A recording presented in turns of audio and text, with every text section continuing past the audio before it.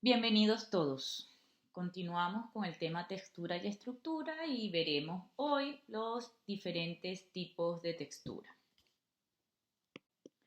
Existe una clasificación en donde se dividen a los alimentos de acuerdo al principal tipo de textura o característica que presentan los alimentos. Esta clasificación consta de 4 tipos donde tenemos como primero los alimentos líquidos, los coloides, las fibras y agregados celulares y por último los alimentos sólidos. Ahora veremos a continuación las características principales que presenta cada uno de estos grupos y cuáles son los factores que determinan las sensaciones texturales que va a percibir el consumidor.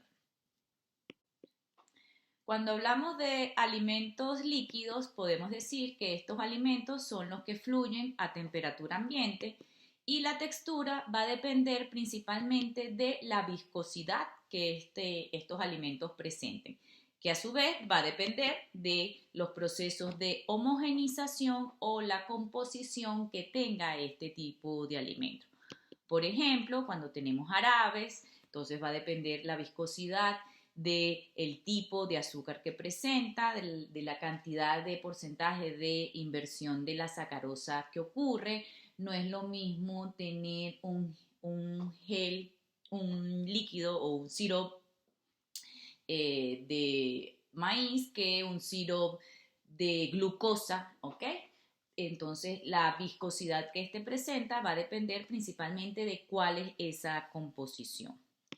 Tenemos el ejemplo de las bebidas, gaseosas, no gaseosas, alcohólicas o no alcohólicas, donde dependiendo de la composición, entonces vamos a tener una determinada tipo de textura. No es lo mismo tener un vino tinto o un vino blanco, las sensaciones en la boca son totalmente diferentes. Hay vinos tintos que son bastante astringentes y esto se debe principalmente a su composición y a la presencia de los taninos, los cuales no están en el vino blanco, entonces por eso no se tiene esa sensación de astringencia. El grado alcohólico también genera una sensación en la boca, no es lo mismo un vino que una champaña, entonces aquí la principal diferencia es lo que sería la presencia de el CO2, también el CO2 genera cierta textura en las cervezas, ¿ok?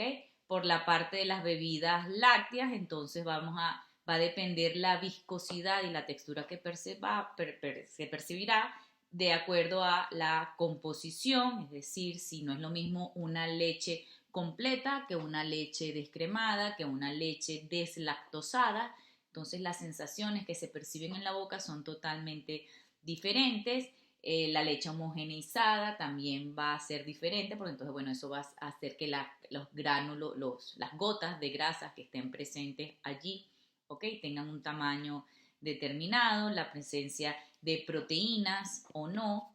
Y igualmente cuando estamos hablando entonces de jugos, entonces va a depender del grado de madurez que tiene la fruta con que se hace el jugo, eso va a afectar la presencia o no de las sustancias pépticas que vamos a tener presente en nuestros jugos, que a veces nos dan una sensación medio extraña cuando hacemos un jugo con una fruta que no está madura. No es lo mismo un néctar a un jugo clarificado, entonces uno tiene mayor cantidad de partículas suspendidas, lo que va a afectar lo que sería la viscosidad que va a percibir el consumidor cuando ingiere este tipo de alimentos. Luego tenemos entonces los coloides, que los coloides son aquellas sustancias que constan de dos fases, una fase dispersa y una fase continua. Dependiendo de cómo sería la fase continua o la fase dispersa, entonces tenemos diferentes tipos. Si la fase continua es un gas, podemos entonces tener como fase dispersa, bien sea un gas, un líquido o un sólido. ¿Ok? Ahí tenemos diferentes ejemplos, solo en el caso de fase continua gas con una fase dispersa sólida, que sería el aerosol sólido, es que tenemos un ejemplo de alimento que sería el ahumado que se utiliza en los cárnicos. Si por su parte tenemos que la fase continua es un líquido, entonces podemos tener, dependiendo si la fase dispersa es un gas, espumas, que tenemos como ejemplo en alimentos, cremas batidas, cerveza, champán, capuchino. Emulsiones, si la fase dispersa es en un líquido, entonces tenemos como ejemplo leche, salsas, mayonesas, mantequilla. O si la fase dispersa es un sólido, entonces tenemos lo que se denominan soles, donde tenemos, por ejemplo, las proteínas en leche y los atoles. Si por contrario, entonces tendríamos que la fase continua es un sólido, entonces podemos tener las espumas sólidas, donde la fase dispersa sería el gas, ejemplos de alimentos, suspiros, helados, algodón de azúcar, pan. Si la fase dispersa es un gel, entonces tenemos gelatinas, quesos, flanes. Y si la fase dispersa es un sólido, entonces tenemos lo que se denomina como sol sólido, que podemos tener el ejemplo de dulces y caramelos, ¿ok? Cabe la pena destacar de que hay muchos alimentos que son mezclas, ¿ok? De sistemas. Ya veremos más adelante ejemplos de cada uno de ellos. Acá en la figura podemos observar que pueden existir sistemas sencillos como los geles, espumas y emulsiones simples o sistemas algo más complejos como el gel aireado, que en este caso es un mousse, el gel emulsionado, que sería un embutido, o la emulsión aireada, que podemos tener el ejemplo de lo que sería la crema batida. Entonces, como les mencioné anteriormente, podemos tener sistemas algo más sencillos o sistemas más complejos donde hay mezclas. Ahora veremos cada una de las principales características de este tipo de color. Acá entonces tenemos las espumas y podemos decir que una espuma es una dispersión coloidal de pequeñas burbujas de aire o de dióxido de carbono en una fase continua que se denomina la mela. Esta fase continua generalmente es una fase acuosa. Para producirla se requiere de un agente tensoactivo del agua que reduzca la tensión superficial o la fuerza interna entre las moléculas o las burbujas de aire. Entre los más importantes están diversos polímeros como las proteínas y los polisacáridos, que al reducir esta tensión hacen que las burbujas que están presentes se mantengan firmes y dispersas y no colapsen y se volatilicen. El diámetro de las burbujas en una espuma generalmente puede variar entre 1 micrón y varios centímetros. Lo deseable es que se tenga una distribución uniforme de burbujas pequeñas para conferir cuerpo y mayor suavidad a la espuma, ¿ok?, del alimento, aumentando así la dispersión y la perceptibilidad de los aromas que estén presentes. Luego entonces tenemos a las emulsiones y podemos decir que una emulsión es un coloide estable de agua y aceite en el que uno de ellos se dispersa en forma de gotas en el otro, ¿ok? Entonces una mezcla, como saben todos, de el agua y el aceite son inmiscibles y por sus diferencias entre densidad, uno tiene densidad 1 y el otro 0,92 gramos sobre mililitro, y su polaridad, es decir, el aceite es apolar mientras que el agua es polar, entonces esa agua y ese aceite se separan naturalmente por los que son sistemas inestables, pero se pueden estabilizar para integrar una emulsión por medio de 3 mecanismos. Uno es el uso del emulsionante, como los que se emplean en los aderezos. Otro es la reducción del tamaño de los glóbulos de grasa, suponiendo que tenemos una dispersión de aceite en agua, como en el caso de la homogeneización de la leche. Y un tercero es por el incremento de la viscosidad de la fase continua mediante la adición de espesantes, como en el caso de los helados. Entonces aquí tenemos un ejemplo que tenemos agua, tenemos aceite, como sabemos son inmusibles. Uno puede agitar, ¿ok?, y generar la emulsión, entonces donde tenemos las pequeñas particulitas, gotitas de aceite dispersas en una matriz, ¿ok?, de acuosa, pero si nosotros lo dejamos con el tiempo, entonces van a tender a colapsar, a unirse nuevamente y a separarse las dos fases. Y es por ello entonces que necesitamos lo que sería, como mencionamos anteriormente, un mecanismo de estabilización. En este caso estamos hablando de un emulsificante que sería la lecitina, que lo que hace es que se coloca en la superficie de la micela de aceite, en este caso, la lecitina, por ejemplo, la yema del huevo, entonces en la micela, ¿ok? Y entonces logra estabilizar la gota que está presente. Como los principales componentes de las emulsiones son el aceite y el agua, entonces dependiendo de cuál es la que se dispersa en la otra, entonces tenemos dos tipos. Tenemos la emulsión de aceite en agua y se conoce como O y raya W porque es aceite, oil y en agua, water.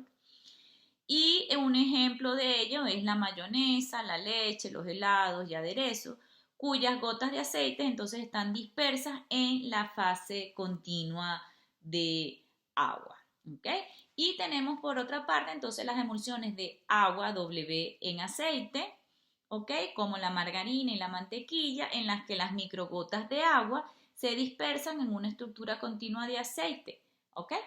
Entonces, como podemos ver, aquí tenemos un sistema emulsionante o un emulsificante donde generalmente estos compuestos están conformados por una parte hidrofílica y una parte lipofílica. Entonces, dependiendo de cómo sea la emulsión, la parte hidrofílica se va a colocar hacia, obviamente, la parte acuosa, en este caso la gota de agua si es una emulsión de agua en aceite, o hacia la fase dispersa si es una emulsión de aceite en agua, y la parte lipofílica se va a colocar hacia el lado del aceite. ¿Ok? Entonces, estabilizando las gotas, bien sea de agua o de aceite, que estén presentes, con lo cual se le da una estabilidad a la emulsión y se evita que ocurra la separación de fases.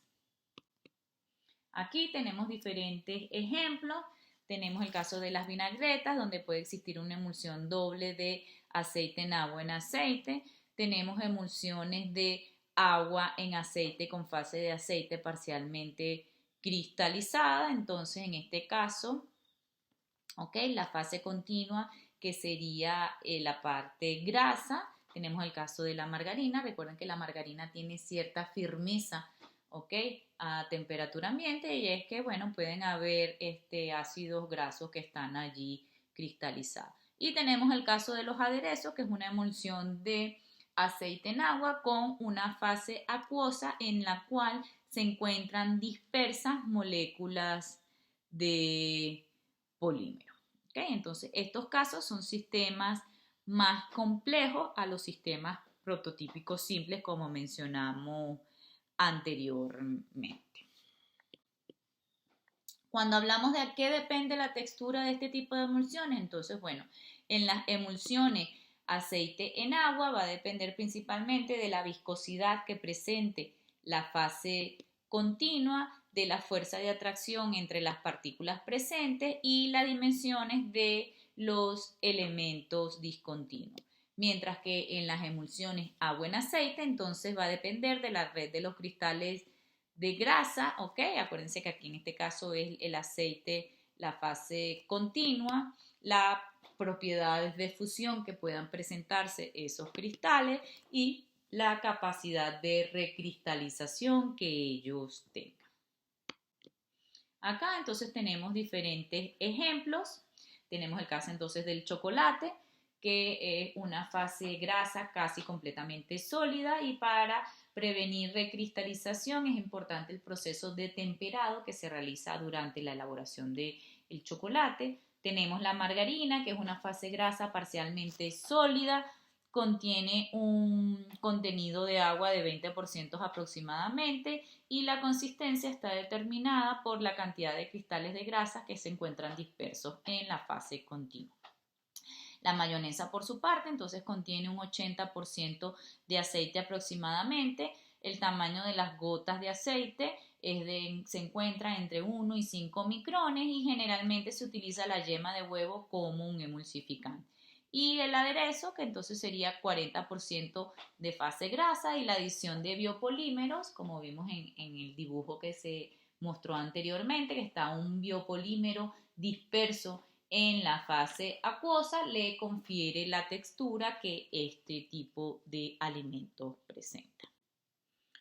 Acá tenemos el caso del chocolate, que está formado por una fase continua de manteca de cacao en la cual azúcar cristalina, leche y sólidos de cacao se dispersan en presencia de un emulsionante, en este caso la lecitina. La fase grasa a su vez se hace de grasa líquida, aproximadamente entre un 15 y un 20% para la grasa de cacao a temperatura ambiente, con inclusiones de cristales grasos, como pueden observar en la figura. La manteca de cacao es 94 a 96% de triglicéridos, formado principalmente por palmítico, estiárico y ácido oleico.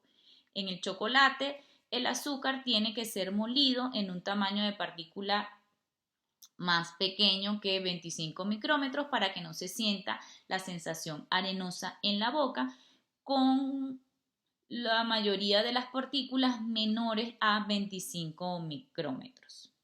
Surgen dos problemas generalmente si el azúcar se muele demasiado, ¿ok? Ya que se necesita más grasa para poder recubrir las partículas individuales durante el proceso de conchado, y los cristales de azúcar se transforman en una fase amorfa.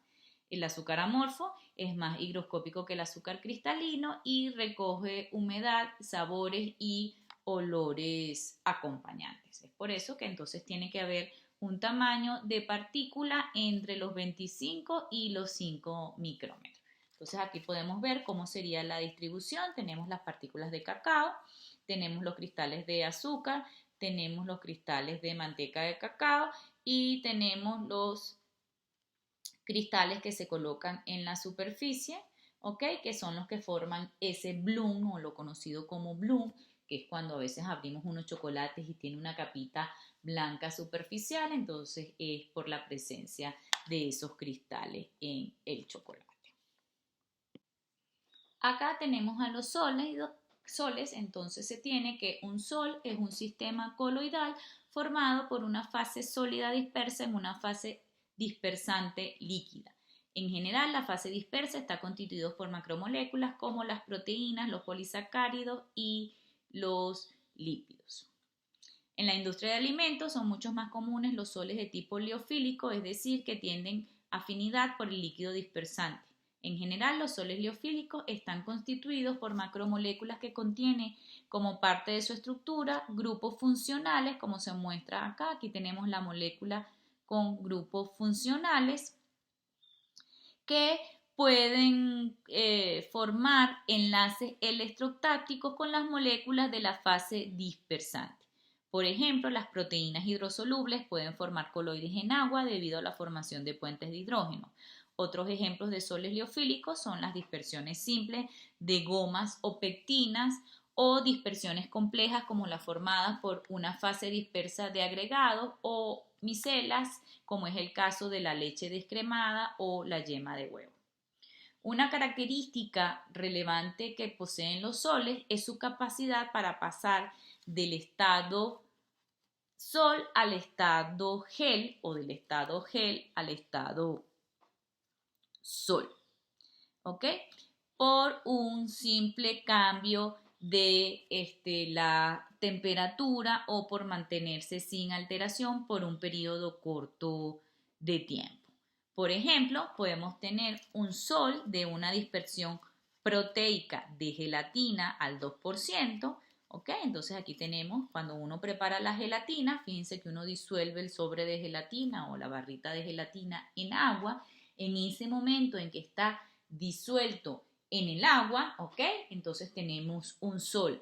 Pero si lo dejamos reposar por un tiempo, 30 minutos a 15 grados centígrados, que es lo que hacemos cuando lo metemos en la nevera, entonces ese sol o esa dispersión de la gelatina en el agua forma lo que sería el gel, ¿ok? Simplemente por dejarlo reposar a una temperatura menor. Este tipo de gel puede ser reversible, porque si ustedes agarran una gelatina y la vuelven a calentar, entonces pasamos del estado gel otra vez al estado sol, ¿ok? También podemos pasar del estado sol al estado gel por un aumento de sólidos. Entonces, el uso de sólidos en la industria alimentaria es muy diversa, se emplean de manera importante como agentes espesantes que contribuyen a la viscosidad de los alimentos en estado líquido, como por ejemplo los soles de almidón, pectina y gomas y proteínas utilizadas en aderezos para ensalada, sopas, bebidas, etc. Estos mismos soles, al gelificar, actúan como agentes estructurales en los alimentos sólidos, ya que dan firmeza y elasticidad al producto final, como en el caso de los embutidos, rellenos para pastelitos, jaleas, huevo cocido, etc. Por otra parte, entonces tenemos los geles, como vimos anteriormente, el sol puede pasar al gel, pero bueno, entonces hablando del gel ya como tal, podemos decir que un gel es una matriz o red de macromoléculas interconectadas que atrapan e inmovilizan la fase líquida en sus espacios. ¿Ok? Ellos poseen estabilidad estructural, presentan varios grados de rigidez y elasticidad y muestran estructuras semisólidas y sólidas.